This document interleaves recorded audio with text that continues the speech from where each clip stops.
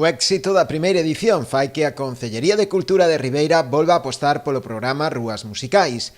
A actividade que o Concello desenvolve en colaboración coa firma Musieventos ten unha dobre finalidade. Por unha banda, encher de animación e música as principais rúas e prazas do Concello e das distintas parroquias, e por outra, a promoción dos grupos locais. Eu creo que o que funciona, pois hai que repetilo. Este ano volvemos a apostar por esas rúas musicais, volvemos a apostar en este caso por 15 grupos diferentes de xente do noso Concello, de veciños nosos que se adican en moitos casos, pois viven da música, viven de facer concertos no seu día a día, e creemos que é unha boa iniciativa para comenzar este verán. En total ofertaránse 15 concertos, na súa maioría os domingos ao mediodía, en formato de sesión vermú.